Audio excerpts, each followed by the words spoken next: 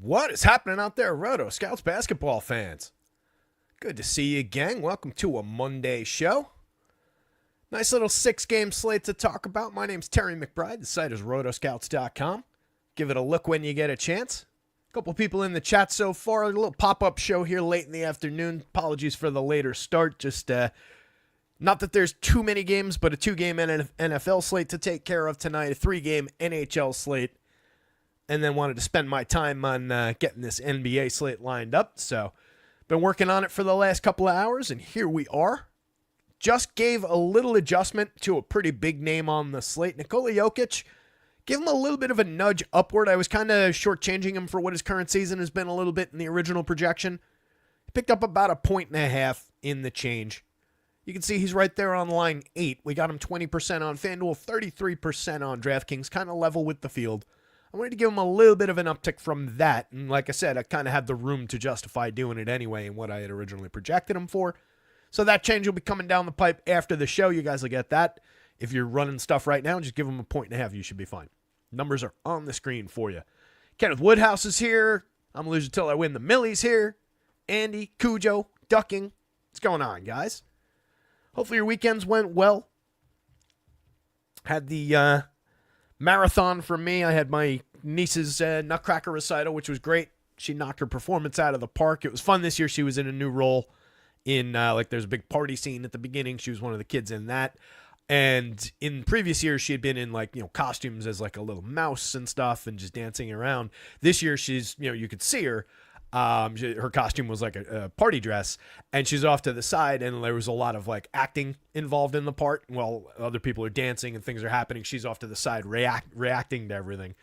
So it was really cool, really fun. She had a blast, obviously, but crushed my night. It was spent I didn't even count it up, but probably around 40 straight hours of being awake to get everything done for Sunday morning, and then ended up on the wrong lineup choice for my main lineup. I was so annoyed. If you use the projections and everything over the weekend, you should have had some Aaron Rodgers in your life. You should have had some Garrett Wilson and Devontae stacks. Those were coming up like crazy for me. I had that, and I had the Joe Burrow stack. Those two were my top two options for my main lineup. I did end up with a decent amount of Rodgers in the smaller contests, but my main lineup, I went with the Burrow lineup, and otherwise, it would have been a profitable weekend. So annoyed. I had a lineup that was very similar to what Alex had at the top of the FanDuel and Millie for a while. I think he dropped down, and somebody else from over at Awesemo won it. Congrats to whoever that was. But, yeah, my original construction was very much along those lines, and I was kicking myself all day for making that change. I just didn't have the faith in Rodgers, honestly. It was coming through, but the Burrow lineups that I liked a lot better were right there and went the wrong direction. But we're getting back on this NBA slate. It wasn't a bad weekend anyway, but could have been. What could have been is what I'm lamenting. Anyway, hopefully you guys had better results and got there on the Rodgers stacks over the weekend. Basketball this week is going to be ugly. This is our one good slate for the next couple of days. Tomorrow we've got the one-game final for the NBA Cup, and then we're off on Wednesday. So just kind of really focus into this one. I was kind of hoping we'd get bigger, better tournaments on both sites for this, but is what it is on FanDuel. DraftKings, I think you've got your usual, much better looking contest than what FanDuel offers. One of these days I'm going to just make the leap. I've been more and more tempted after that customer service issue. Somebody asked the other day, by the way, they did finally resolve it. Once I finally got in touch with the account manager, who did actually turn out to still work there and be the same guy as had not gotten in contact with me for the last 5 years, before he even responded to my many, many emails that I had to send him to get him to respond, he had already credited my account for 50% more than what had been tied up in that issue. It was that easy. So I was saying it in Discord, my advice in those situations, just, email customer service as soon as you can. If you can do it ahead of the issue, ahead of lock. If it's not accepting your lineup uploads or whatever, so much the better. Get it on record. And just try and be as nice as you can. Be nice, factual, to the point, straightforward. But please and thank you goes a long way. Flying off the handle, you really don't get anything. It costs them nothing to credit stuff back to your account in DK bucks, FanDuel bucks. So they'll willingly do it. It just sucks that the response from them, particularly FanDuel, I don't know how DK is these days, but FanDuel literally couldn't get anywhere with the main customer support box other than saying contact your rep. And me saying, like, I don't have a rep who responds to me. Please help. Didn't do anything. But hopefully the response is better at DraftKings. But as I was saying the other day, I find it kind of unacceptable for a regulated gaming industry to have response to customer financial issues like that where money's tied up. If I was just like haranguing them for a bonus or something, I get it. Or if it was like, I lost, but I think you should cancel the slate. Or like, like you see all the time, these people with like, oh, that guy got hurt, so my bet. Like, you bet it. That's a bet. If he didn't get there, he didn't get there. Like, they shouldn't void bets, but if they legitimately, their site is broken and they don't accept your lineups, they should do the right thing, and they're always willing to. Anyway, nobody cares about that. Let's get into this basketball slate, huh? Let me pull up the latest Vegas lines. We'll start there. We've got some ins and outs, a couple key guys that we're still keeping an eye on as far as the ins and the outs go. Game-wise, a couple clunkers to start out the night. The 3 later games are better. Philly and Charlotte, just a 216.5 point total there. Philly favored by 3 on the road in Charlotte. LaMelo is questionable for Charlotte. Obviously a major impact there. We kind of know what it looks like if he goes. We kind of know what it looks like if he doesn't go. No Embiid, again, sinus fracture now, which sounds really, really painful. When I saw that pop, just imagine that for a second. Like, I know we don't, or a lot of people don't necessarily. Tomorrow's high temperature near the record. That's great. A lot of people don't necessarily love Embiid. Think he's a little soft, but I can see definitely sitting out if you fracture your sinus. That sounds painful. So I get it. But obviously, some impact there for Philly. We'll go through it. Miami and Detroit. Miami favored by 4.5 on the road in Detroit. Just a 219 point total in that one. Some mix and match pieces probably for the most part. No Tobias Harris. So keep an eye on just who starts for Detroit. We'll get some minutes there. But I've got everybody just kind of in the mid-20s right now. Maybe some things will shift around depending on who steps into the starting lineup. But we'll see how that lands as far as value. We'll talk it through when we get there. 215.5 point total between Cleveland and Brooklyn. No more Dennis Schroeder for Brooklyn. Cleveland should handle their business as 10.5 point favorites. All the top end for them look pretty good. A couple pieces and parts I think we're going to see come through for the Nets. I'm not looking at the sim results right now, but I would expect at least some guys. It's just I don't know that anybody's going to truly stand out as a smash point for the slate. The juicy total on the board are one of 2 really nice totals, Chicago and Toronto. This is the game we're getting like crazy. The 3 top-owned players on DraftKings are all out of this game. They're all from the Toronto side. You can see them on the DraftKings board right there. We got to the 3 most owned players the most, but it makes a ton of sense in this situation. No Scotty Barnes, highest implied total, or excuse me, highest game total on the slate at 240. Chicago favored by 2 points in Toronto, but a close game with a very high points game total. Reasonable expectations of production on both sides of it. Some missing pieces on both sides of it. Definitely an interesting one. We've also got Zach LaVine is questionable in that one. Dalen Terry also questionable. Minor impact if he doesn't go, but obviously LaVine, pretty major impact. So he's the second big piece to watch. Denver at Sacramento, just a 1 point spread. Sacto favored by 1 at home, 237.5 point total there. Christian Brown is currently questionable in that one. That's a reasonably big piece. And then Keegan Murray was downgraded to questionable through the afternoon. So another one to watch there. Jamal Murray is probable. So is Jordan Clarkson. Colin Sexton's available. Spoilers for what I'm about to read in a second. And then the last game of the night, Utah at Los Angeles at the Clippers. Clips favored by 8 in a home game, 223 point total there. Definitely, the top end of the Clippers probably going to be in play. Not sure how much we're going to get from the Utah side of that one, but I would expect to see some of the Hardens and the Zubac's of the world as we go through things. As far as the ins and the outs go, jump back over to the other window. Tiz, what's going on? Survived Cooper Kupp in one of my fantasy leagues. Good to hear. Yeah, Cooper Kupp did not deliver. Derrick Henry did not deliver for fantasy owners this weekend. A lot of underperformances across the National Football League, as they say. I actually had an okay week, despite having Henry as a big piece.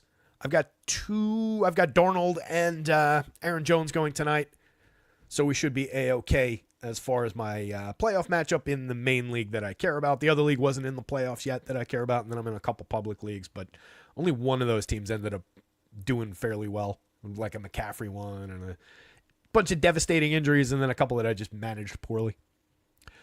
So anyway, let's get into the ins and the outs here. So Paul George is active. Lonzo's probable. Vucevic is probable. Evan Mobley, Jamal Murray, Jordan Clarkson, Colin Sexton is available. All those other guys probable. Questionables, LaMelo, Zach LaVine, Dalen Terry, Craig Porter Jr., Christian Brown, and Keegan Murray. Several of those players pretty impactful. And then the known outs already, Nikola Jovic, Pele Larson, Josh Richardson, Tobias Harris, big one there, Joel Embiid, Caleb Martin, Jared McCain, another kind of mid-size biggie for Philly, derailed by a torn meniscus, so he'll be out for a while. Trey Mann, Nick Smith continue to be out. Grant Williams continues to be out. Scotty is out for Toronto. That's creating a lot of the Toronto value that you're seeing there. Jamison Battle, Bruce Brown, Emmanuel Quickly all still out. Max Strus still out. Bojan Bogdanovic. DeAnthony Melton changed teams but remains out for the season. Cam Thomas is out. Zaire Williams is out. Vlaco Concar, Dario Saric, Devin Carter. Kevin Herter is a interesting piece for Sacramento that's out. Trey Lyles is out. Svi Mikhailiuk. Derek Jones Jr. continues to be out, as does Kawhi Leonard, as does Terrence Mann, and PJ Tucker is still not with the team.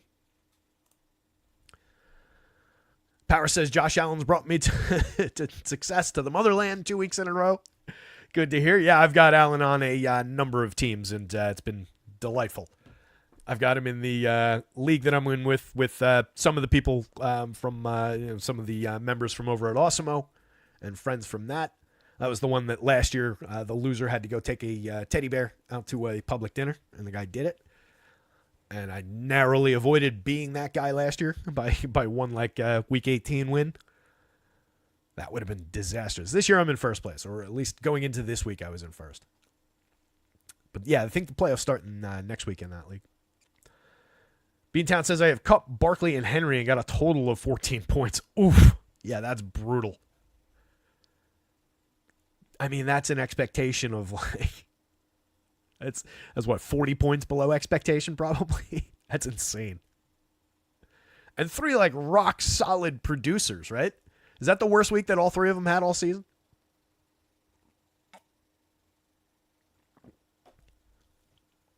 Wild stuff. Projections for the 2-game football slate tonight are up on rotoscouts.com, as are the projections for the 3-game NHL slate, as are the projections that we're about to go through for this NBA slate that fed these sim results that we're going to talk about. Let's dive into this same slate on both sites so we can go DK positioning. Well, let me unwind that real quick. Just to reiterate, Jonathan Mobo. Pirtle, yeah, I finally learned that it was Mobo, not Mogbo. Probably should have assumed that to begin with, but now I know. So Mobo, Pearl, and RJ Barrett are the top 3 projected owned guys on the DraftKings slate, and there are our top 3 exposed guys on the DraftKings slate in our sim results. Technically, we got a little bit below the field on both Pirtle and RJ Barrett, but both look absolutely tremendous today, and we're getting massive shares. It's just so is the field. We got Mobo basically across the board. I've got him projected at 30 minutes. That's what he played, basically 29-8 the last time. So, you could knock that down to 28. I could realistically see him playing even less than that. You could question the production, but I mean, 0.96 per minute on DraftKings, 0.99 on FanDuel per minute. He's been pretty decent. So as long as he comes out at 4,800 on FanDuel, we got a ton of them. 4,400 on DraftKings, we got even more power forward and center eligible over there. So a major, major piece. Like I said before too, Jokic, if you weren't here a couple minutes ago, is going to go up. I gave him an additional 1.5 beyond where this sim ran because I think he should be owned above the field a little bit, and I had the room to do it in what I had originally projected him for versus what he's been doing this year. So plenty of room to do that with. I just gave him a little bit of a nudge, so we'll see a little bit more of him. Let's get into the guards. KPJ leading the top of the board on the DraftKings slate. We're actually below the field a little bit here at 38%, but getting quite a bit of them at 4,400. 1.01 per minute. You can't really argue with the per minute production. And that's coming on just a 47% true shooting rate, 25.2% assist rate. Not really taking any threes. Making just 22.4% of the few threes that he's taking, which is pathetic, but At worst, I think this is around where you want to be on KPJ just because of the price on DraftKings. You're just buying a cheap 24 minutes with upside for more than that. And it's a really soft opponent. So no issues getting a little bit more of KPJ, and I think you should at least be in like the 35% range. If the field comes off the play a little bit, you could sacrifice a little bit of what we're getting here and take it in other directions. But right now, it looks like a very solid piece of around a point per minute value on the DraftKings board. On FanDuel for 52, it's not nearly the same play. We're a pretty firm undercut to the field at 11%, not making a 5 value score for that price. Does have multi-position eligibility across guards, and we are getting some of them. So we'll see a little bit. And he's got a little bit of potential there, but really not a good fit as far as the price goes. Darren Fox landing in a lot of lineups on both sites. Reasonable expectations for him to continue playing 37 minutes a night or more. The top end of Sacramento, that starting unit just plays a ton of minutes, and they're all fairly reliable pieces. So I definitely think it's justifiable to get to Fox. 117 per minute on FanDuel, 120 per minute on DraftKings. 26% assist rate to go with 57.7% true shooting. Put up a 39-4 in 37 minutes his last time out. That's a pretty average, a little slightly above a point per minute. We do need more than that. But I think the good news with Fox, we know there is performance beyond what he's done so far this year. What he's done this year has been a downturn, and now we're paying for the downturn guy. So if we can get back to this version of him, or at least for a night, for the price of this guy, we've got a little edge there. So I'm perfectly happy being with the field. I think you could take a little bit more than the field, but we're already pretty aggressive there. Beasley with no Tobias there might take a few additional shots. As long as we're getting 3-point attempts at him, Malik Beasley, he will tend to pay the bills. 5,300 shooting guard, small forward eligible. We're not getting a ton of them on the FanDuel slate, 2.6% below the field. That's one you could goose a little bit. I have him at 28 minutes, which is his average. But you could see him getting a little additional run, taking a few additional shots. 4,600 on the DraftKings slate. We're getting him 26% of the time because he's a big value piece over there. 5.11 value score, shooting guard and small forward eligible. It's just another guy, a decent enough per minute performer with realistic expectation of minutes and performance bumps. I think he's a very nice fit there. 5.11 is a good value score on this slate. You could come away from him a little bit because we've got cheaper guys that fit and match at the shooting guard or guard spots that show more value, but the raw actual upside between Beasley and like a Keon Ellis is pretty distinct. There's a 5-point median projection gap there, and there's probably a higher ceiling on Malik Beasley. I put Keon Ellis at 24 minutes. Remember, there's no Kevin Huerter for Sacramento. Malik Monk is obviously the much more appealing piece. 34 minutes of, pretty solid expectation of that tonight. 6,700 on FanDuel at both guard spots, putting up a 5.19 value score, and we got him 40% of the time and level with the field for the cheap price. At 68 against the DraftKings cap, he's not as good a fit, 24.6%. That's maybe where some of the Keon Ellis shares are coming from, just getting the cheaper guy between those two.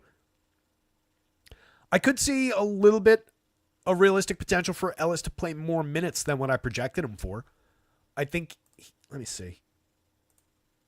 As of earlier, I was projecting him lower than minutes-wise than the guys where I get the ownership were. Let's see.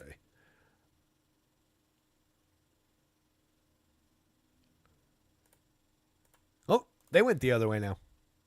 They're actually lower than me. Interesting.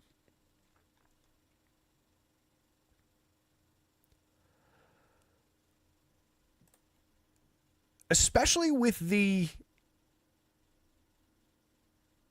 question around Keegan Murray coming up, there could be additional shake-up of minutes just down the board for everybody. So it wouldn't necessarily be like, oh, he's out, so he plays more directly, but it would be if Keegan Murray doesn't go, all of a sudden I've got 30-some-odd minutes to distribute. And I think that would be at least justification to keep Keon Ellis at 24 rather than downgrading him. And I think it would also be justification to probably give him 26 or even more. There's a realistic upside for 28-ish.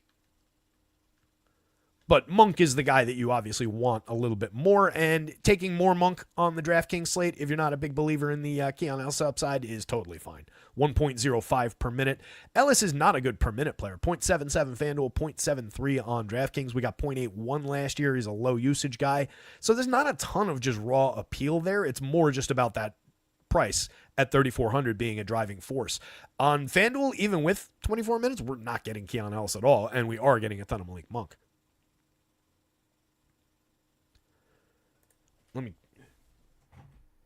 That fan was rattling again.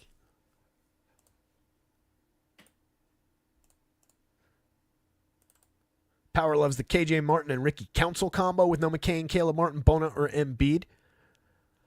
I didn't project either of those guys for like tremendous minutes, but I could see them picking it up. Like I've got Martin at 28. Council I gave 20. I could see him getting to like 24. Reasonable.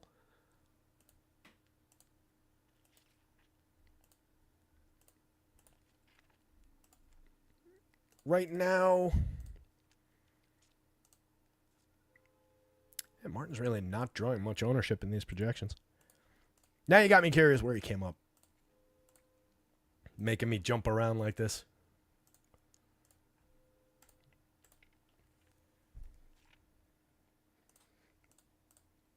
Yeah, just mix and match level at 43. Again, I could see him, though, playing an additional 4-ish minutes, getting into the 30s, and putting 2.5 points on that, which would give him justification to get 5-8% maybe. But really, on DraftKings, not a lot of Philly coming up. Yabusele leading the way at 9%. We've got less than the field on Maxey, Oubre, George, and Drummond. You could nudge each of those guys a little bit higher. There's definitely upside against Charlotte as far as just their talent levels. But technically, they're losing a little bit of a possession in this one. It's not a good total. There's a lot of better spots. FanDuel, we did get decent-sized chunks of all of Yabusele, Maxey, and Oubre. Less so on Paul George. Same 2.67 across both sites for Paul George. But these are better FanDuel value scores than these are DraftKings. Remember, 5.5 is the goal on DraftKings for that value score, 5+ on FanDuel. So you can see it kind of distinctly right there. Level with the field on Yabusele on FanDuel, and we're actually below the field while still having 1 and 4-ish on both Maxey and Oubre. I wouldn't honestly mind maybe forgoing a few of those shares. Maxey's really good, 1.11 per minute for the season with other guys, and obviously the monster piece of Embiid coming out. Definitely goes back to a higher rate. I don't remember exactly what the number was, but I've got him already in where he really didn't come up here. I've already got him at basically a 1/10 of a fantasy point per minute higher than what he's been doing for the season. So I don't know how much you really want to goose that since he's coming up under the field. Happy to have him probably more like 1 in 5 to me for each of those guys. I would probably draw a bigger undercut and just spread that out to other guys. But it is a decent enough matchup as far as like that team's not going to shut them down defensively. But an ugly game total. Guards. Good boy. Can you go lie down? I'm in the middle of something. I don't know if you noticed.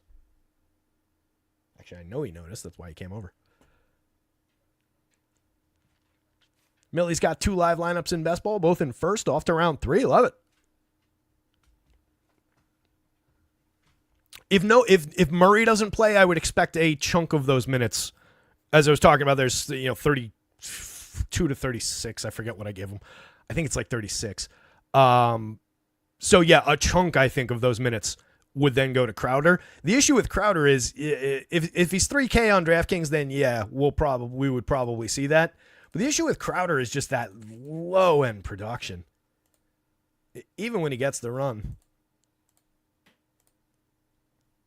Yeah, so I've got Murray at 36 minutes. That's the thing. Like, there's gonna be minutes to distribute. Dougie McBuckets would get a few. Jay Crowder would definitely get a few. I would expect to see more Crowder than McDermott. Right now, I've got it the other way around, but I think this is the guy they would more want to put on the court. Neither guy coming up as relevant right now. But again, the concerning factor there is the 0.61 per minute from Crowder, 0.66 out of McDermott. Between the two, at least, like, if you have to decide, if say they come up almost exactly the same projection and minutes wise, if that does become the scenario, McDermott at least is going to take a few more shots. Not many, but if you gave them the exact same run, like let's say you ran the game 100 times, 50 times with one and 50 times with the other, you probably have like an additional point and change of upside on McDermott in truth, because he's going to take one more shot than Jay Crowder. Jay Crowder is a better rebounder. He's a better facilitator as well. So maybe he outweighs McDermott there, but it's a couple really low end performers anyway. On FanDuel, they're 36 and 35. That is technically the min, but again, we're probably going to need a big chunk of minutes to drop from that 36 down to here. And I do still have the multiple Joneses of the world that you could give some of that to. So there are ways I would give definitely in that situation. Keon would go to like 28 probably.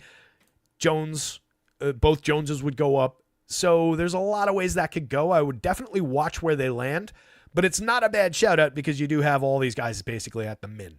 So whoever in that situation, honestly, out of all these $3,000 guys, whoever gets that value is going to become a factor. Colby Jones at $3,000, if he picks it up right now, he's getting 14 minutes, didn't really come up. But if he goes to 22 minutes, even at 0.71, he's going to come up. So, yeah, that is one to watch now with that question mark for Keegan Murray. What's going on, Doug? Good to see you, buddy. Mom is here. What's going on?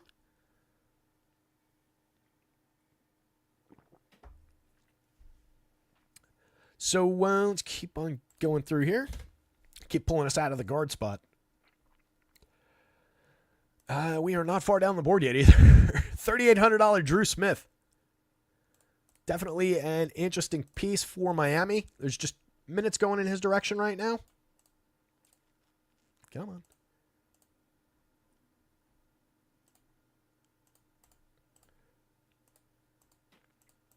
$34 last time out, 26 night before that, 29 game before that. So a solid 30-ish minute average over the last handful of games. I've got him at 28. I could see another 2 minutes pretty realistically. I could see even beyond that, honestly. He played 33-6, according to this one. Oh, yeah, it's rounded up to 34 in that. All right.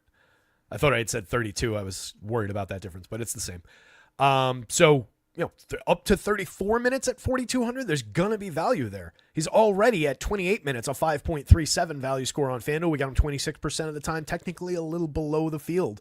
Pushing that to the field, or if he goes from 28 to 32, above the field is probably where you'd want to be. At 3,800, it's the same deal on DraftKings. Solid value square. You're just buying those cheap minutes. He's a 0.85 per minute FanDuel guy, 0.83 per minute on DraftKings. He's not inept. That's a reason, it's not the 0.54 that Timmy Hardaway's given you this year. That's a better buy. So I can get behind the Drew Smith idea. It's just, again, that game is one of the lower end game environments, 219 point total there.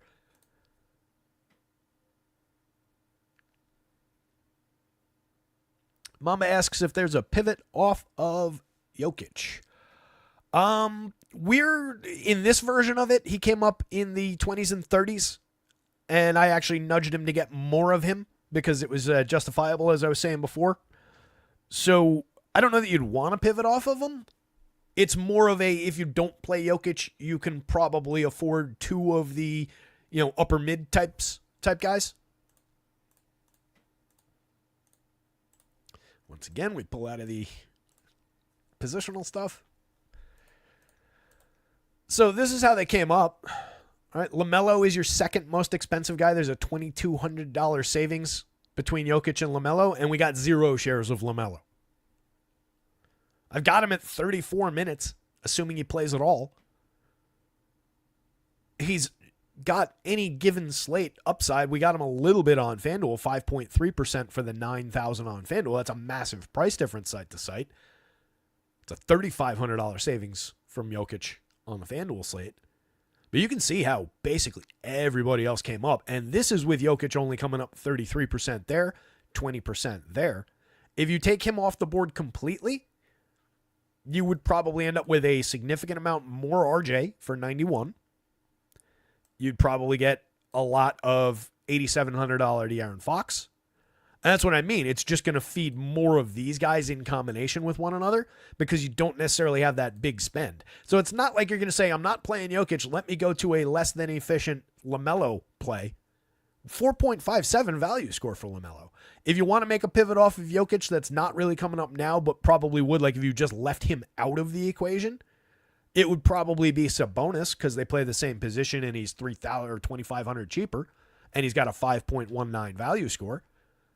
But as a direct comp at a much lower price, we got way less Sabonis already than we did on Jokic. And again, I'm taking Jokic north from here, not south. So there are, in terms of you can get Sabonis shares that you weren't otherwise getting, and then spend probably, instead of getting a couple of these guys, you get a couple of these guys. Right? There's probably like one spend and then two reasonable upgrades in a pivot away from Jokic, but I don't think it's necessarily the correct path. On FanDuel, that would go largely the same way with, the same players involved. The downgrade to Sabonis. You can already get Sabonis at power forward, and obviously you can put them together on DraftKings at util. Yeah, it would lead to more RJ at 88. It would lead to more Harden, who didn't come up as much on the DraftKings slate, but maybe would at 94. That's another guy who would be in that mix. On FanDuel, we got 38% of Harden. So I think it would lead to more of that. We're not getting much Donovan Mitchell at 91, but he'd be there. If you're just making choices, again, if your choice is I'm taking Jokic out, then that lineup, at least, if you're building one lineup, or that slate, it's already become more of a choice-based slate, which to me is not, the correct way to do things. But if that's your approach, then continue, I would say, to make choices, right? Because you're already doing things differently. So if you want to get more Donovan Mitchell into that equation, you're making a choice on a guy who is coming up under in our sim at 1.3% on FanDuel, 0.67% on DraftKings, but obviously has competitive ceiling with a lot of the other guys. They should be able to do whatever they want against Brooklyn. I don't know how much beyond 32, 33 minutes he plays. I don't know that they're going to need to what are they favored by? 10 and a half? But that's like the kind of choices you'd be making there. Because you're already basically you're walking off the path of the math anyway. So I would probably, if you were like running an optimizer or a sim against that, I would goose a lot of these guys that are here with, click the up arrow a couple times to tell it, all right, I want to spend my Jokic money, but I don't necessarily want to, get a bunch of mid. I want to spend my Jokic money still on some top end guys. I think that would be the approach to like how to handle that. But again, I don't necessarily think it's the best approach to the slate.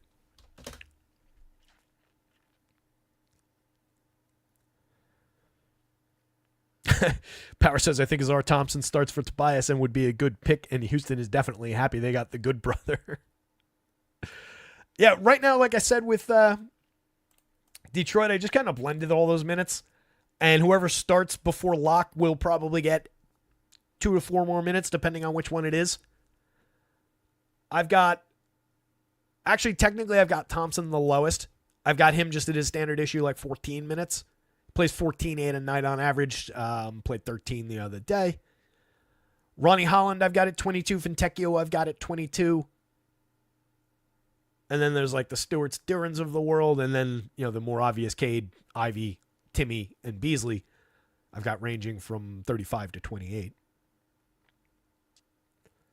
But yeah, whichever of Thompson, Holland, Fontecchio is the more obvious candidate for minutes, based on whatever they do, is going to get them, right? It'll be fairly straightforward. That game is a 7 o'clock game, so we'll have starting lineups for that and just follow the numbers. Should be easy. And each of those guys, right, it's not like the most appealing spot in the world anyway. Because again, kind of low end. God damn it. kind of low-end game. Welcome to the game-by-game show. Or the random bounce-around show. Right, all these guys already not really coming up that much on FanDuel. They're coming up more on DraftKings because you get a really cheap Timmy Hardaway at $3,600, but he's a .58 per minute guy. He's a constant letdown. Ronnie Holland at 34, we got 8%, a little bit below the field in 22 minutes. Same with Fontecchio. We got him a little bit more than that because he's cheaper at 32 at power forward. Thompson, we didn't get really at all because I've only got him at 14 minutes. But again, if this flips to 26 minutes there, that drops to 16 and 18 that they've been averaging. That's kind of how I'm going to handle it, I think. So does Thompson become a piece at 3,900? He at least probably gets, some of this, considering it's a comparable price. But he would probably get less than any one of these guys is getting right now, just given the higher $3,900 price. It's a little bit less impactful as a value. Very slight difference.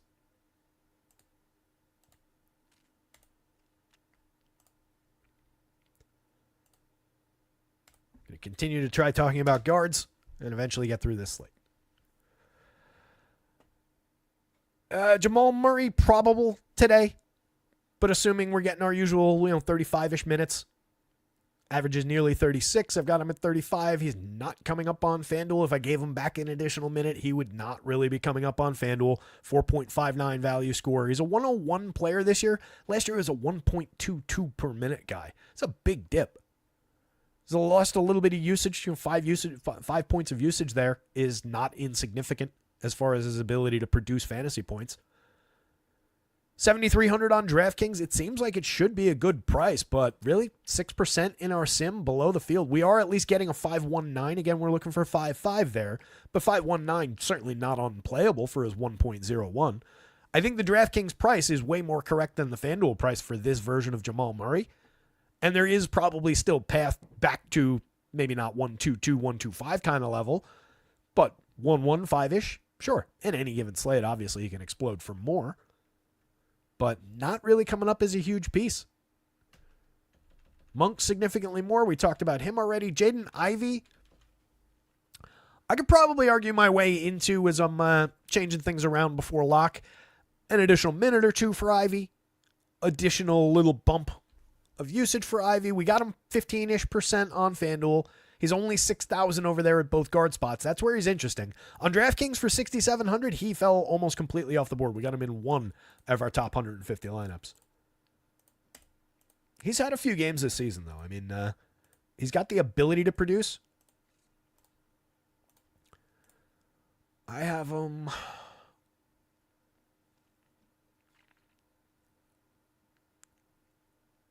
We got to keep in mind the game environment and the opponent here.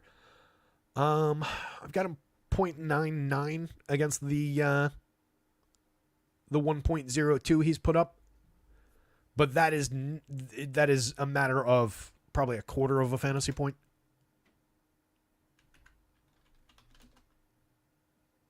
It's a matter of a half a fantasy point. So if you feel like it's going to make a difference to your constructions, and you want to give Jaden Ivey credit for 29.5 FanDuel points and 30.25 DraftKings points, go for it. It's there in reality. It's a low-end game environment as far as the game total, as far as the opponent. They're losing like a half a possession overall here versus their average. So I really don't love giving him much of a nudge. But on FanDuel, I do think he's at worst playable. But you can see, even if we gave him that half a point, we're not getting to a 5 value score. I don't think. Oops. Yeah, just short of it.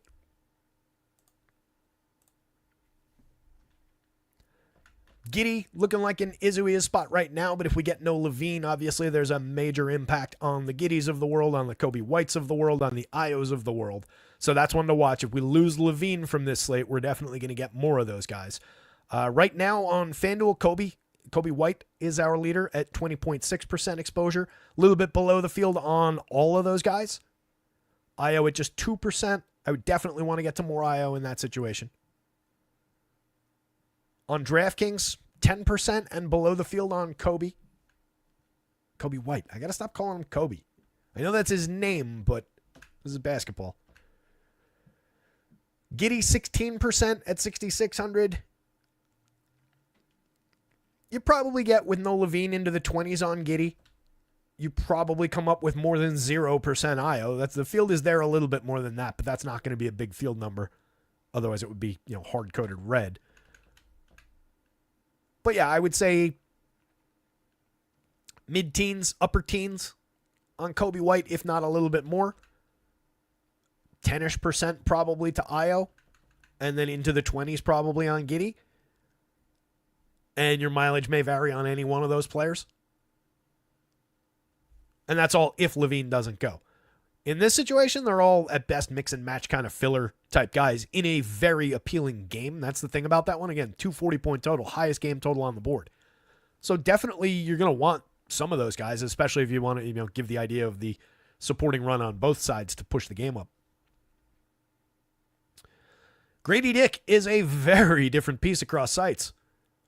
57% exposed on FanDuel, one of our highest owned guards on the FanDuel slate, 5.47 value score, level with the field on Grady Dick over there. 5,200 shooting guard and small forward eligible. He's more expensive and he's only eligible at shooting guard on DraftKings, which is your difference. He's 700 more over there. 10% below the field. He's a 0.85 per minute player. We've seen upside from him in this situation with no Scotty throughout the season. But I think he's correctly, if not a little bit high priced on DraftKings, where he's still technically slightly cheap for the role for the uptick on FanDuel. So totally playable. That's also, though, a spot that you could come down on a little bit because, again, we're at 0.82 for the season with a lot of those games being this situation with no Scotty. The other day, he went out and put up 29.8 in 30.6, so he's capable of being right around a point per minute, which is higher than this, obviously. There's plenty of usage going in his direction right now. On way less usage last year, there was more than a difference in production than is, I think, the difference in that usage gap, though. So I think there's any given slate, you can get the downside game from Grady Dick as well. I don't know how much you want to push the issue beyond the field on FanDuel. You probably want to settle in half of lineups is fine. Be about the field. On DraftKings, I don't know that you want to chase the field on him because I question the true ceiling basically any given every night with Grady Dick. Very comfy with having him around these medians. But the true ceiling is a little bit light. Kelly Oubre, solid mix and match piece on FanDuel. 27% exposed over there. Got him at 35 minutes for your 5,700. It's not a bad purchase as far as minutes for dollars. He's a 0.81 player this year, but was a 0.92 player last year. No Embiid there. Should be more for everybody to do. On DraftKings, 7%. Really not a big piece for 5,800. It's another guy with a little bit of a price difference, and probably driving factor for him on FanDuel is that multi-position eligibility. He's only a shooting guard on DraftKings. DraftKings a little tighter with the positions. Russ, unless something happens and Murray goes from probable to out, there's no real justification on Russ on either site right now. 59, 57. He's just a moving piece with 20-ish minute, 24 minutes and good per minute production. But really, unless something happens above him on the bench, not going to be impactful for the slate.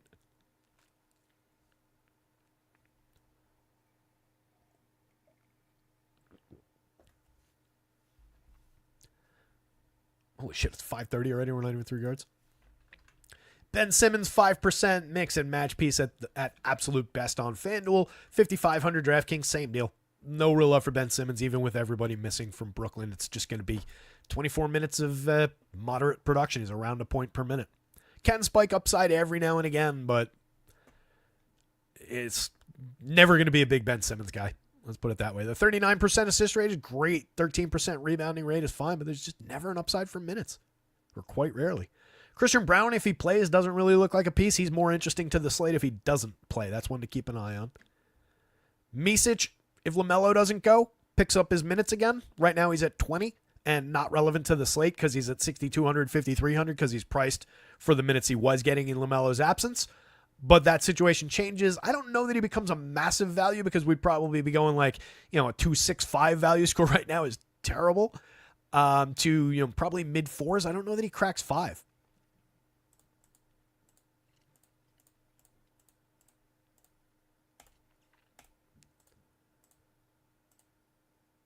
There's the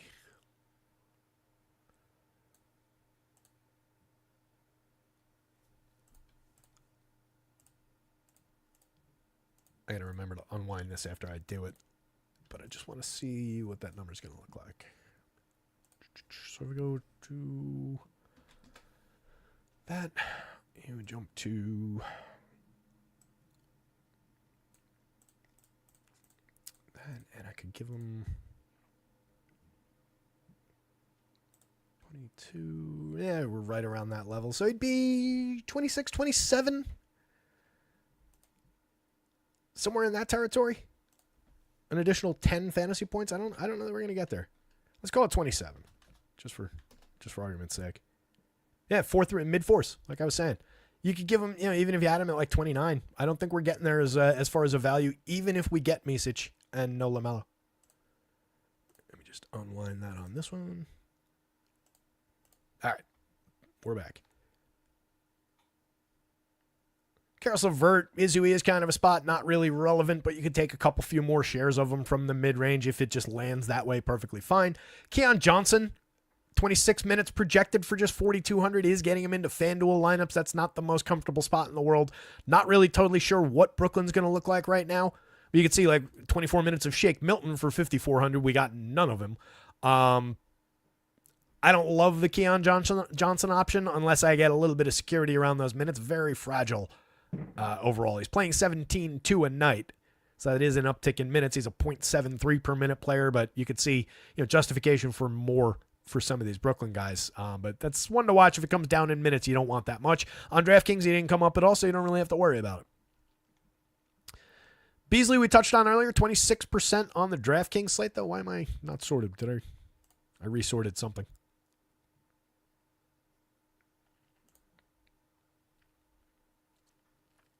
Oh, that was when I did the salaries before. So let's look for some outliers across sites. 24% of Jacoby Walter on FanDuel for 4,000. I've only got him at 24 minutes, but he's getting a little support from that game environment right now. But we are a pretty hard undercut to the field on the FanDuel slate, and even firmer on the DraftKings slate. 7% of Jacoby Walter over there for 4,400. Talked about Oubre, Chris Dunn, Jamal Murray, mix and match pieces at best. 7 and 6% of those guys on DraftKings. Really nothing on FanDuel. Levine, if he goes, kind of cancels out a lot of those, or doesn't change them from where we saw them, but leaves everybody with this version of the slate if he plays and doesn't come up as a good piece on his own. 3% on FanDuel, 6% on DraftKings. Does have upside in again, a very good game environment to outpace his current numbers, but that's with a little bit of an uptick currently. So I don't love the Levine play. Cade, mix and match. 6% FanDuel below the field at 9,400. He's a big piece. He is in that mix of stars that you can rotate around if you were making decisions about the slate, like I was saying before. 1.36 per minute on DraftKings, 1.30 on FanDuel. A little more appealing on the DK slate, even for the 200 more, but not really coming up with a bunch of them. 6% Clarkson, 8% Darius Garland. There is a big spread of, we're getting to a lot of productive or, 1+ type guys from the mid-range in kind of a big spread on FanDuel. So Ivy's there. LaMelo, again, 5%. The 34% Keon Johnson share. Really none of any of those guys on DraftKings. Your big pieces that you're kind of leaving behind a guard spot on DK right now. $10,000 LaMelo doesn't really bounce at a 4.5 value score. $9,000 Donovan Mitchell, $7,700 Darius Garland. Either of these guys, I would be more inclined to grab some additional shares of Mitchell or Garland, I think, than of LaMelo. Just because I don't fully trust the 34 minutes for LaMelo. Coming back, maybe he gets 31, still plays 30 plus, but there's already a down tick here. Fantastic per minute performer, but we're not getting him at what I would consider like his max minutes right now. Get over this and go over to the guards. I'm sure we've got news that you guys are screaming at me in the chat, too. I haven't been looking. Doug Geely says it's hard to get off of Dick. He's got 100% Dick on FanDuel. I kind of feel like Levine sits as well, Doug. Let me see if we've gotten that. Yeah, it's just been... here we go. Not that one.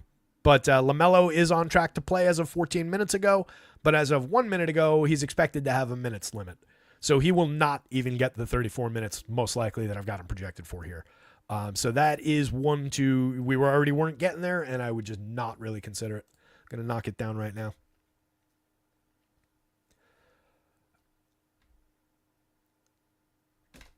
We'll start there.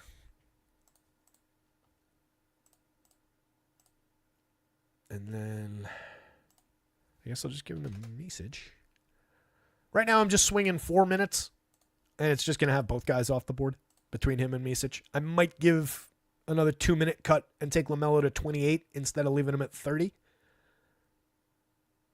But as we just saw, that wouldn't really get Misic where you would need him. Let's get to forwards. I'm going to try and get through this quickly.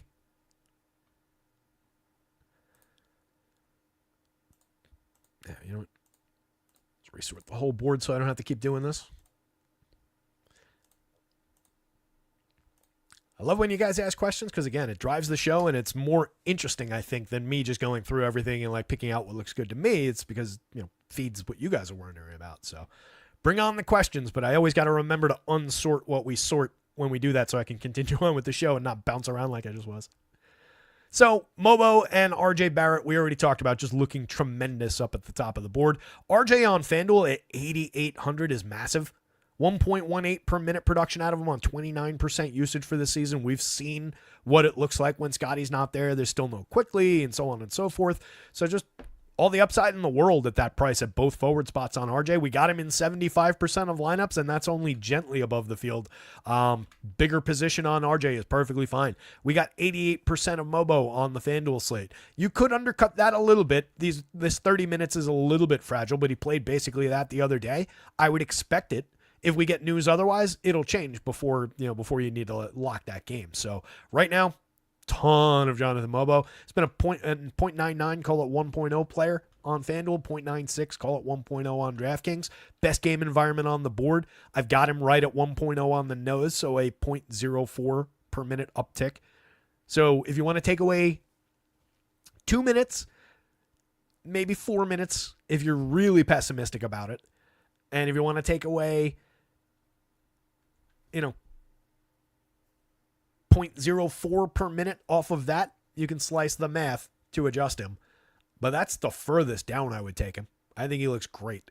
4,400, power forward and center, eligible on DraftKings, just dropping into all the power forward spots on FanDuel. I have no issues with getting him in, essentially a lock kind of a position, unless something changes, obviously. MPJ, FanDuel, no. 6%, mix and match player maybe, with appreciable upside. 7,100 at both forward spots. He's a 0.97 per minute player, but he's largely just average. 6,800 on the DraftKings slate, slightly different price. We get him in a significantly larger share of lineups. 38% level with the field on the DraftKings slate. I think that's right around where I want to be. 0.99 per minute on DK. It's not a special price, not a special situation for him. So I think that's okay. If you could probably talk me into changing some of those if we do have Keegan Murray there. He was coming up at 28%, technically a better value score. In terms of the median projection, we're off by just a matter of 3 points because I've got him projected for 2 additional minutes. That makes up for the difference in their per minute marks. So if Keegan Murray's owned 10% lower by the field while giving me a better value score for a significantly cheaper price versus MPJ, I'm happy enough to make that change a few times. So I consider those two guys interchangeable pieces as long as Keegan Murray actually plays. Obviously, big difference if he doesn't. Beasley, we talked about in guards, but again, grab a few more shares if you want them on DraftKings. I think 1 and 4 is fine, but I also think 30% would be perfectly fine, back to level with the field. There's going to be upside for a guy like Beasley to just take a few more shots with no Tobias there. Usual complement of minutes for him at 28, but definitely a little bit of appreciable upside. On FanDuel, I think it's just a broken price at 5,300. Not broken for who he is, but just not feeding you big upside for value at like the 46 on DraftKings could. Normie Powell. This one's bugging me. We got him in 1 in 5 lineups on FanDuel, 20%, but that's a hard undercut to the field. Basically the same on DraftKings, a little less severe of an undercut, but one of our bigger overall undercuts. He's a 1.05 per minute player on DraftKings this year.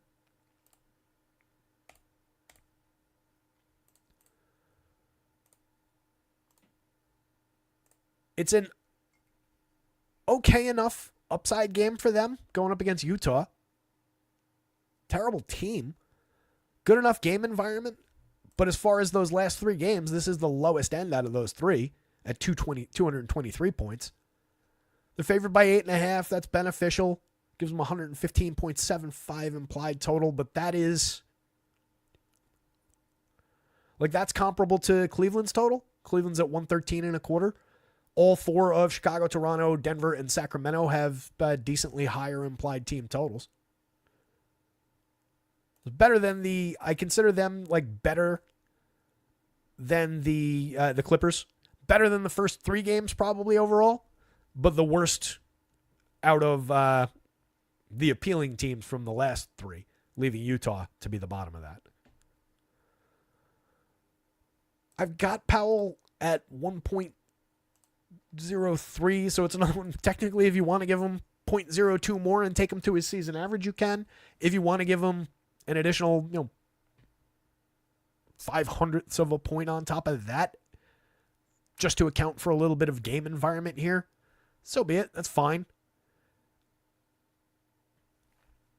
I just don't love where he's coming up as far as how much the field's getting to him.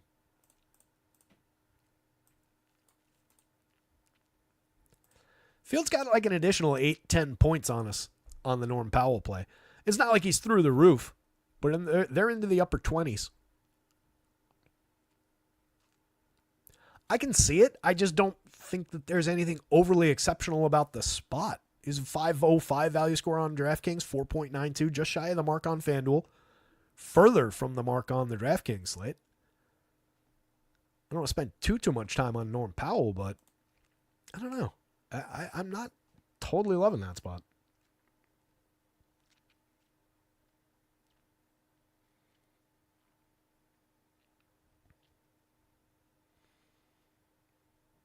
Mamba just made Zubac the top play. Doug going 0%. Powell, Porter, and Highlander, 2 high usage guys getting a lot of run at the moment. Let's jump.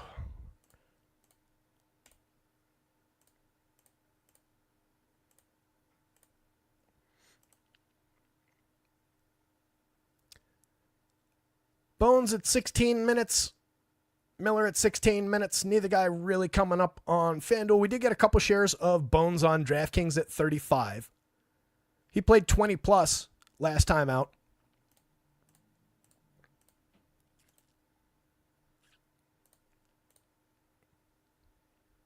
(21, 28, 23) the last 3 games. So maybe a little justification to give Bones a little bit more. One of those, the 28, was with no Harden, no Coffee. The 23, no KPJ, no Norm Powell. So there's a little bit of bounce in those minutes, though. But Norm played 30 in their last one. Got him at 32. You could exchange 2 minutes from here and give him to Bones easily. You could exchange, there's a little flex back and forth there. But again, it's not like Powell's not coming up for us. 1 and 5, I think, is perfectly fine. And let the field have their 10 points. We're going in other directions here. I think that's okay. At best, if you do you want to take Norm Powell? And I know it's not. I'm arguing with the straw man. Would you want to take Norm Powell to 40%? Because that's where you'd need to be to have an advantage on the field. Otherwise, you're just going back to the field. I don't really see it. Zubac, I do like 18%. We're a little below the field, but we're closer to the field there. 1.10 per minute on FanDuel, 1.10 on DraftKings, 12% exposed over there. Reasonably priced. A lot of upside for minutes. I don't dislike Zubac here. Could be a little sneaky late night play. Let's clean up some of these other forwards. We're bleeding viewers off to the big shows. I get it. Hit the like button. If you're punching out before you go, hit the like, hit the subscribe.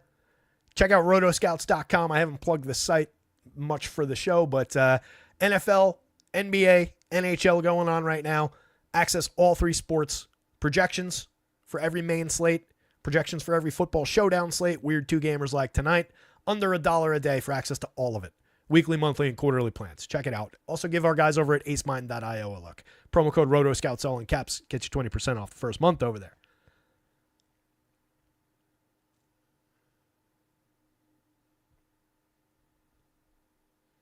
Yeah, again, I as Mom is saying, I don't think that, and I won't go so far as to say that people don't know ball. Doug seems like a pretty sharp dude. But I agree, it shouldn't be a full fade on Powell, but I do kind of like the undercut tonight. And he's a guy we have been getting to through the season. Maybe it's the price, just the 6,500, the way the 65 is bouncing off the slate.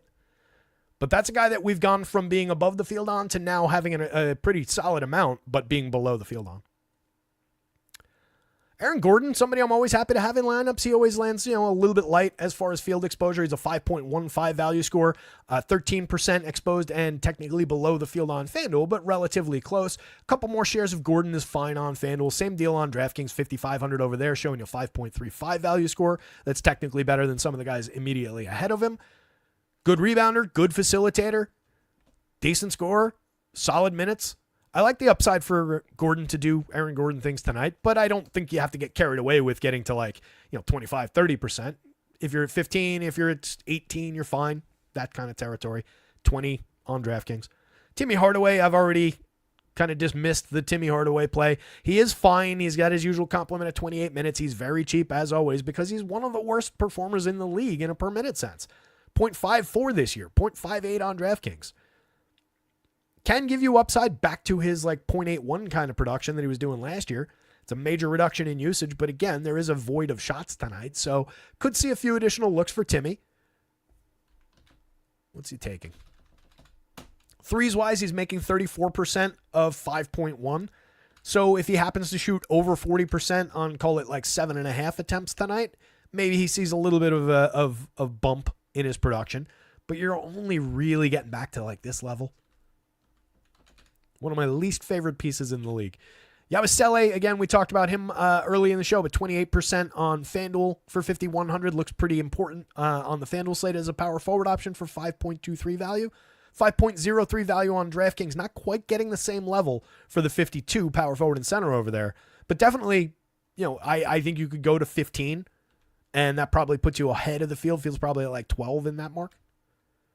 Ron Holland, again, we'll watch the Detroit starters and we'll make our decisions from there on the Hollands, the Fontecchios of the world. Jimmy Buckets, 14% on FanDuel, 7% on DraftKings. Meh. 7,500, 7,400, it seems like it should be a better play, but it's just not. This is just who he is now. 110 on FanDuel, 109 on DraftKings. A couple shares against what should be a pushover matchup is fine, but I would not look to get carried away with Jimmy Butler. Levine, we talked about already. Buzelis would be another guy who could potentially benefit from a few additional minutes if Levine doesn't go, so keep an eye on him right now. FanDuel for 44, I doubt he gets there anyway, regardless of what changes. 38 on DraftKings, we're getting 5% of them already, so you could see a little bit more than that on DK. Same deal with Highsmith and Jaquez. 4 or 5% on DraftKings is fine because they're 3,700. They're spot fillers at the forward positions. On FanDuel, we really, one share of each guy. Evan Mobley, probably the biggest name down here. Just one share of him on FanDuel. Couple shares of him on DraftKings, 7,900. I just don't know what the minutes are going to look like for any of the Cleveland guys beyond their low 30s marks that I've got them projected for because I expect them to be up 12, 15 points going into the fourth quarter. So it looks kind of like an are who they are spot for everybody for Cleveland, but you can always grab a few additional shares of those guys because they're all pretty much top end per minute guys. Miles Bridges, not really on FanDuel at all. 3% on DraftKings. Sub 5 value score pretty dramatically on DK at 6,100. Way below 5 of even 4.5 on FanDuel. Not reaching the mark right now. Paul George, meh. Is who he is, kind of a spot. Again, against a weak opponent, we saw George do a little bit better in a per minute sense earlier in the season when Embiid was out, when Embiid's been out. So I could see a few shares of him, of Paul George, but it would be another spot where what are you trying to do there? Just get back to the field on Paul George? I'd rather have an advantage somewhere else and give those shares to the field. DeRozan, not really coming up as much as the other Sacto guys. 10% on FanDuel is an undercut to the field. Just one share on DraftKings. He's reasonably priced. 77, 8,000 is not bad for a 107, 105 per minute performer, but there are cheaper guys who are outperforming those rates up and down this slate. Dean Wade is who he is. Jalen Wilson, 4% on FanDuel for 4,600 at both forward spots. 1 share on DraftKings for 5,000 at small forward only. Definitely more interesting on the FanDuel slate. Again, a big shakeup as far as Brooklyn's concerned, with guys out, guys traded. I've got him at 28 minutes. If he played 30, he becomes slightly more interesting, but I don't think we're talking about somebody you want more than 5-8% of. John Collins not really coming up. That price at 74 is just kind of appropriate now. 78 on DraftKings, maybe arguably even a little bit high. We didn't get him at all over there. But he's definitely been spiking upside games throughout the season. Had a good one the other day, 35.5 minutes, put up 49.2 FanDuel points. That's in line with his 1-2-2. Baji not really relevant on either slate. We got him below the field at 8% on FanDuel. Another guy who has a 30-minute projection, a few more than he's... oh, no, that's right. I was looking at the 26, not the 30.8. Right on his season average. But just, guys with the potential to do slightly more than they might normally do are at least worth looking at. Right now, even with that considered, we're really not getting him and didn't get him at all at 5,300, which is just the wrong price for him on DraftKings. 0.75 per minute player. That's an uptick over the 0.64 from last year. Dorian Finney-Smith is kind of interesting. 30 minutes for 4,700 and could probably play 2 to 4 more minutes than that. He's not a good per minute performer. 0.77 FanDuel, 0.79 DraftKings for the season. But just a warm body who is one of the most likely guys to see mid-30s minutes for the Nets. Just a bad situation as far as the game total there, the opponent there, for a guy like him to really find an upside game. He did get to an upside game the other day, though. 38.5 fantasy points in 30.2 minutes. Capable of giving you about that. That's like a standard deviation and a half or so. Really nothing down the board. Odds and ends of Brandon Miller. If LaMelo doesn't play, there will be an impact for Brandon Miller.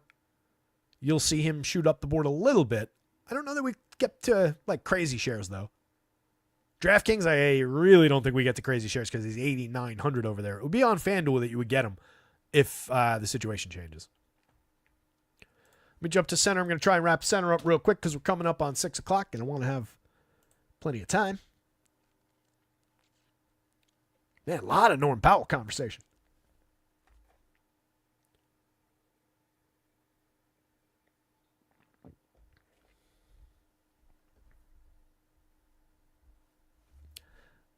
Mama says, the slate you play makes a difference, but completely disagree with Terry. Everyone that's late to the norm is the difference in knowing ball and not. We've been on Norm Powell since the first game of the season. His price has just gone up. His price is adjusted to normalish kind of levels now. But again, we are getting Norm Powell in 1 out of every 5 lineups on this slate. He's not a center, so he's not coming up on this screen. I sorted that by the game. So again, just to reiterate with Norm. 20% on FanDuel in our top 150. 20% on DraftKings in our top 150. He's been at 1.05 per minute for the season. I've got him for tonight at 1.03. So if you want to give him a half a fantasy point, go for it. That's perfectly fine. If you want to give him slightly more than that even, I think that's also perfectly fine. But as we were just saying, we've got a little bit of pressure from down the board to pick up some minutes in a game in which they're favored by 8.5. It's only a 223-point total, so it's at best the third most appealing game. I think Norm is right where he's supposed to be. And that is a player that we're getting a fair amount of. Again, it's not like the field is at 65% and I'm saying 20. The field's only at 29, 30.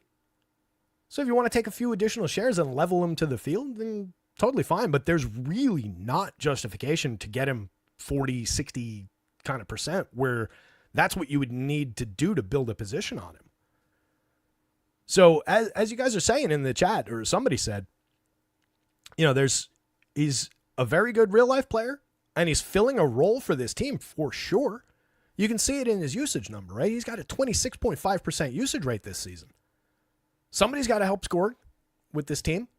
So he's been taking shots this year. Last year, he was a .77 per minute player on 19% usage. But we've been all over this through the first part of the season. So it's not about like not knowing that Norman Powell's been there and is there. It's about the fact that this price has come up by like 1,000. And it's just less impactful, and it's less impactful in the dynamics of this specific slate. But he's definitely still a piece. 1 in 5. If you want to push it to 1 in 4, fine. 25% versus 20%, fine. But again, you're not really gaining ground on the field. If you go back to the field, you're just sacrificing position on somebody else that looks more advantageous today. So you're coming off of one hill to build a fort on a hill with 100 other forts on it. Now you're just getting into fights with everybody who lives on your hill. And you got to find your value elsewhere anyway with a less than efficient value play. So it's just about it's not about even the NBA of it. It's just about the math problem at that point. But you could easily argue for, again, an additional point and a half, 2 points in the projection for Norm Powell if you want to. And then you would get more of them. Not unreasonable. It sounds like I'm both sidesing that, but I'm not. My position is to stay where the math is. We talked about Mobo Pirtle getting a huge share, 51%, DraftKings 38%. FanDuel just looks like a good buy, 7,300 on DraftKings in particular, giving you a 5.78 value score over there, just over the wire on, we're well over the line on FanDuel as well, 5.5 value score on FanDuel. So looking like a great piece. I've got him just at 32 minutes. It's right on his season average. He's been putting up 1.18 per minute. Again, game supporting a ton of upside for everybody to do pretty well. No Scotty, so there's going to be a usage uptick for a lot of guys in Toronto and a per minute uptick. So Pirtle's looking like a piece. On FanDuel, unfortunately, that is, bouncing back and forth with Jokic shares. A little bit less so with Bam, but also with our Zubac shares. So there's some dynamics between that. And again, Jokic got an additional 1.5 from where this sim ran at. So we'll probably see him crest to 25, 28 on FanDuel, maybe more, a little bit more than that on DK as well. You can at least get a couple of these guys together, and I would expect that we have a ton of Pirtle and Jokic lineups together on the DraftKings slate. FanDuel, you can get to Sabonis and any one of those guys. You can get Mobo and any one of those guys, and he's in basically all those lineups. Most of your Sabonis is probably falling at power forward, but you do have to make room for 28% Yabusele. So between Yabusele and Mobo, we're already over our max for one of our two power forward spots. That's 116% of our power forward going to those two guys. So some interesting dynamics between the top of the board on FanDuel as far as how all that comes together. But again, 18% Zubac, no issues with more Zubac. He's already at a 5.46 value score. That's significant positionally. It's your third best value option on FanDuel behind Pirtle. And actually, Mobo's not eligible at that position, so second best.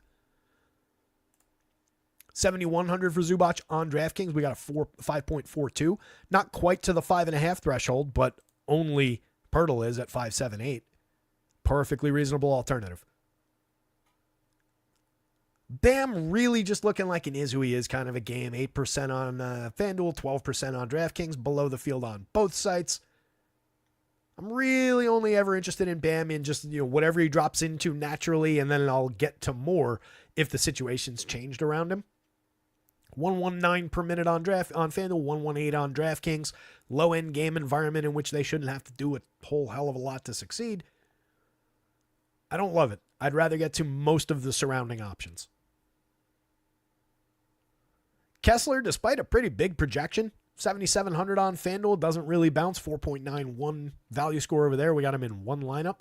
It's a 1.19 per minute player. He's a good FanDuel per minute guy. Less so on DraftKings at 1.12, but he actually came up more because his price is way different. DraftKings considers him a just mediocre option for 6,600. We got him 6% of the time at center over there. He's a moving part on the DK slate. The FanDuel price is really boxing him out of having actual value for the production that he puts up on FanDuel. Isaiah Stewart, mix and match at 43, 40, 41. He's got power forward on FanDuel. That's probably where you'd find him in any of those 2% of lineups. 5%, rotating probably through the util spot on the DraftKings slate.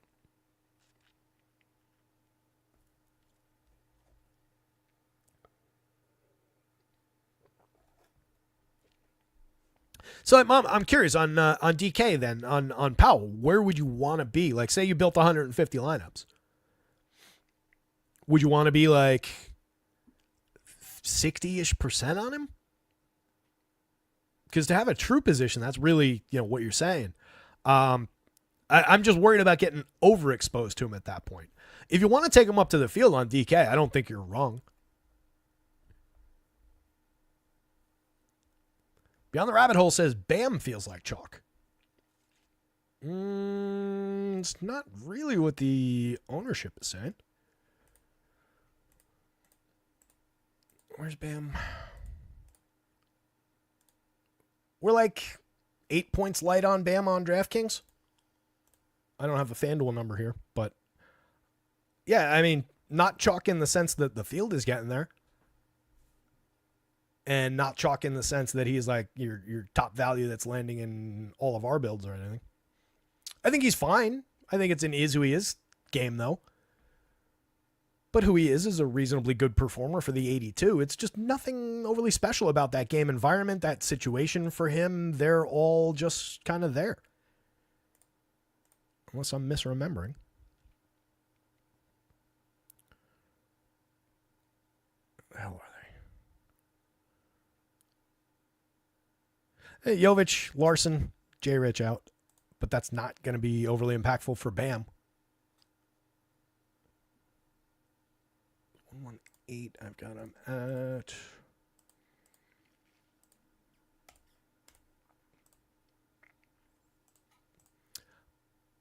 He's a 118 per minute DraftKings player for the season, and I've got him at 1.23, so I gave him a 0.05 per minute uptick.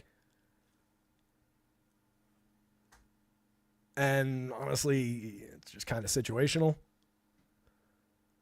Not my favorite spot. Yeah, see, at 30, Mamba, I don't know. That's essentially with the field, right? So again, if you want to go to 30 and be with the field, totally fine. But that just becomes a situation where now, you've sacrificed advantage on something that in our numbers looks a little bit better. So that is a significant positional shift if we've got something that masks out a little bit better than where somebody else might have it. So if you're coming down to the field on that one and you're going up to the field on the Powell play, now in both spots you're just kind of with everybody else jockeying for position, even if Powell succeeds. And then it comes to you've got less than efficient options in those other spots where you might have had an advantage in two spots. Now you have no advantage in both. And you're fighting to find an advantage elsewhere, So it's just about the dynamics of how that goes. But in a who he is on this slate and an NBA sense, you are not incorrect that you could roster him 30%, be with the field. That's totally fine. Levine and Dallin Terry both out. That is impactful. That is justification for me to rush off the end of the show here. Let's just see real quick if we've got any other centers that need talking about. We're going to forgo looking at Ace Mine lineup results because it's going to be a different kind of a slate anyway. So Yabusele we talked about. He's coming up much more on FanDuel for 51 at power forward. It's been 0.87 per minute this season. I've got him at 30 minutes, so reasonable expectation of that kind of run and a little bit of fairly priced production at worst. 52 power forward and center. We got him, but a little bit less than the field on DK. Kessler we talked about. Mobley we talked about. Jalen Duren not really coming up as a major piece. I'd much rather have the center we were just discussing on the other side of that equation. Drummond not looking like a piece, but could go out there and play 25 minutes and put up a 50. You know what the upside can look like for Andre Drummond if he decides to have a big rebounding day. Nobody else. A few shares on John Collins, Nick Claxton, who we talked about Collins. Claxton, 5+ value score, but just kind of falling by the wayside with all these shares going to all these guys. But at least somebody to keep in mind if I'm looking to get out of a $7,200 Zubac position. That's a reasonable pay $800 less, go to there and buy something else. But that's the best he is. Richards, no. Kelly Olynyk, no. Nobody else really coming up there. Just to go back to Chicago again real quick here. So what that's going to do is just give us the situation that I mentioned before where Giddey and White will both get a little bit more. Giddey will pick up some minutes. White will get it mostly through rate, and I'll check what everybody's at. Io probably gets more just through rate than minutes. Maybe he goes from 32 to 33, 34. Same deal with White could go to 34. Giddey will go up into the 30s, I believe, unless we get weird starters. Dale and Terry coming off the board is a matter of 3 minutes, but those do have to land somewhere. So there'll probably be a little bit of an uptick for Buzelis, and I have to think through how I'm going to distribute those. And then you probably just get, marginal more minutes for THT and Julian Phillips unless somebody steps in the starting lineup. Yeah, Patty's the one where I don't know, maybe I get him to 22, but I don't know that I really juice it beyond that. Just given the recent absences power. But yeah, that is a good dude to bring up there. So let me go figure that out right now. Hopefully we'll get some little information to make it easier. But yeah, you're going to see some change around those Chicago guys. See an uptick in Jokic, as we talked about, and whatever else happens, whatever else changes over the next little bit. But let's get into this one, and good luck out there tonight. Somebody go win something. Norm Powell, the big swing point. We'll come back and talk about it tomorrow, what happened with Norm Powell today. But appreciate all you guys. Check out rotoscouts.com for all your projections needs for the 3 big sports going on right now. You guys absolutely rock. Somebody go win something. We will see you tomorrow.